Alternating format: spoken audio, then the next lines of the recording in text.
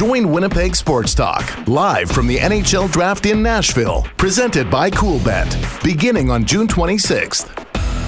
Scott Wheeler of The Athletic is with us, getting ready for a draft week in Nashville at the end of next month. Scott, we've heard a lot about this draft class for a long time, and many of us sort of, maybe lazily talking about it as the Bedard draft, but it's much more than Connor Bedard. Now you've had another year to scout these players as we get ready for next month to hear their names called. How would you categorize the overall strength of the draft class of the NHL of 2023? I think it's, again, like Bedard is the best prospect, David. I think this is the best draft class since 2015. Obviously, 2015 was special. People always talk about 2003, and I think there's an easy argument to be made that 2015 is going to go down as the best sort of modern draft in the history of the NHL. So, it wasn't just McDavid, right? It was Eichel and Marner and Rantanen and Kyle Connor and Matt Barzal and Thomas Chabot, and you go down the list. It was Travis Konechny, on and on, right? So, that's what this feels like. That's what this feels like to me. If Bedard can be your McDavid and guys like Adam Fantilli and Leo Carlsson and Will Smith and Matvei Michkov can become as good as I think they're capable of becoming, and which in the case of all five of those players is point per game, front line, first line players, then suddenly you're in that mix with 2015 and you just need a few guys elsewhere in the draft to hit. And I actually quite like the depth of this draft. This is a draft that's thinner for sure on defense than we're used to. This is a thinner draft than we've seen in a few years on defense. There are really two kids at the top that were there all year. Has been one other, Tom Willander of Rogla, who has sort of worked his way into that conversation with Axel Sandin-Pellikka and David Reinbacher. And then you've got a Russian in Mikhail Gulyayev, who could well be available at 18, who's a very offensive-minded but kind of smaller defenseman. So they've outside of it being really only 4 or 5 quality defensemen in the first round, which is a very small number, it's at forward. It's a tremendous draft. And that's not just because of the 5 that I talked about at the very top. It's also Zach Benson and Oliver Moore and Gabe Perreault, players with legitimate sort of star top of the lineup upside in their own right, who would be top 5 picks in other drafts.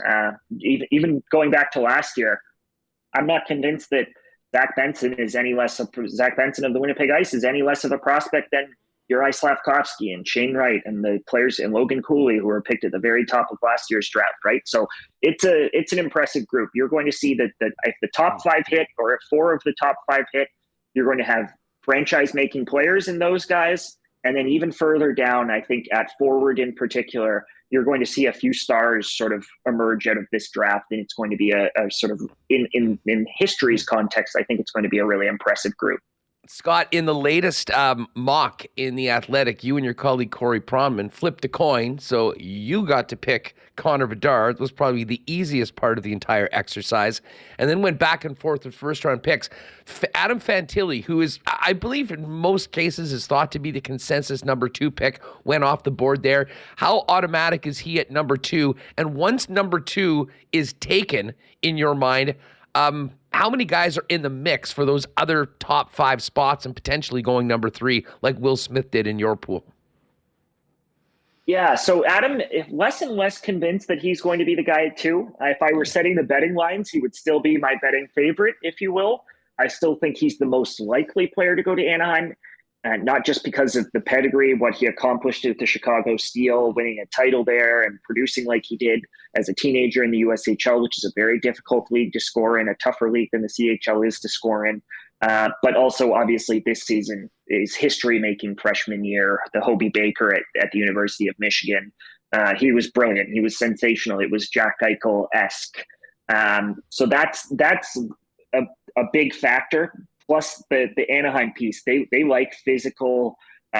They've drafted a lot of guys who sort of play hard, heavy, competitive styles. Nathan Gaucher was their first-round pick last year, certainly plays that style. Mason McTavish certainly plays that style. And Fantilli would just fit in there. He has that element that those other players in the top 5 don't, in terms of he can hurt you, he can finish a hard check, he can play in the dirty areas. I had his coach sort of use a line with me earlier in the year of he can play it in the front yard or in the back alley. Like, there's just a different sort of snarl and meanness that's underneath Fantilli's skill game that the other players lack, and I think that could be a draw for Anaheim. But in saying that, Leo Carlsson is number 2 on a lot of teams' lists.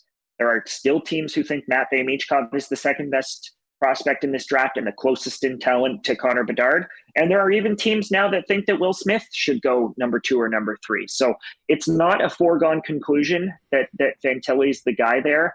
And then after that, to answer the second part of your question, it's going to be interesting. I think Will Smith makes a lot of stylistic sense for the way that the Columbus Blue Jackets have drafted and for what they need in terms of a true playmaking, point-producing center, which is at his core what Will Smith is going to be.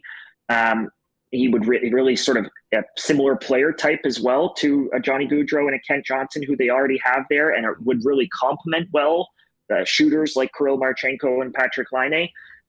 So I think Will Smith makes a lot of sense at 3, but if Anaheim doesn't take Fantilli, I think Fantilli makes a lot of sense for them as well for different reasons. So it will be interesting. And then if Leo Carlsson's available 4, which again, I don't think is a foregone conclusion, I think he could go 2 or 3.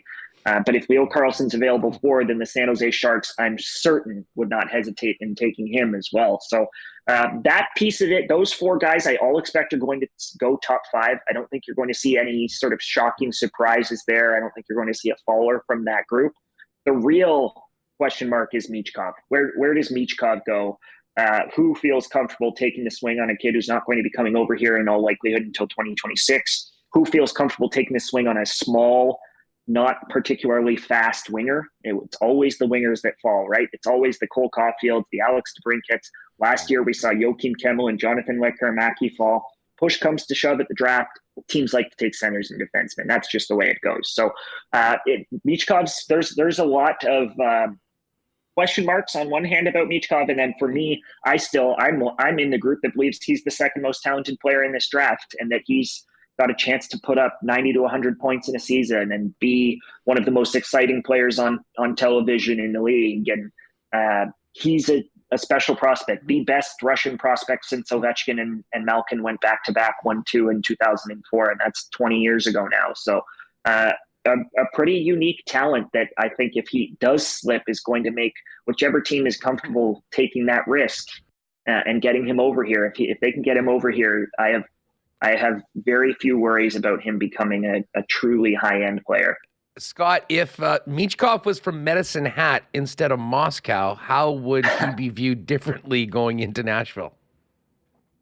I think there is some of that. I truly believe that. I think there's some of that in the perception that he's a one-dimensional player as well. There are teams that are worried about his play off the puck. And while I think he's not going to be a driver in terms of sort of dragging his teammates into it and the competitiveness, I think he's more competitive than he lets on. And I do think if his birth certificate looked different and if he'd played in the WHL and scored 150 points like Connor Bedard had this year, which I think he quite well may have at that level, it would be a different conversation. It would be a different sort of context in terms of the way that people describe him and talk about his game. I think the same goes had he played in two U18 Worlds. We forget he didn't play in Germany or in Switzerland in U18 Worlds. The last time we saw him on the international stage was in Texas 3 years ago at U18 Worlds, and he nearly broke the scoring record and did it as a double underager. So had he been at U18 Worlds, even one of the U18 Worlds in Germany or Switzerland, and had he played at any of the World Juniors, of the last two World Juniors in Edmonton and then the most recent World Juniors in Halifax, I think he could have been putting up 15, 16 points in those tournaments as well, pushing the crazy numbers that Connor Bedard put up at this last one in Halifax. And then we're also having a talk about him being a clutch scorer and not drifting to the perimeter. And I just think the conversation would be a little bit different. So I think you're right. You're on the right path there in terms of him being the passport has something to do with the way that he's talked about.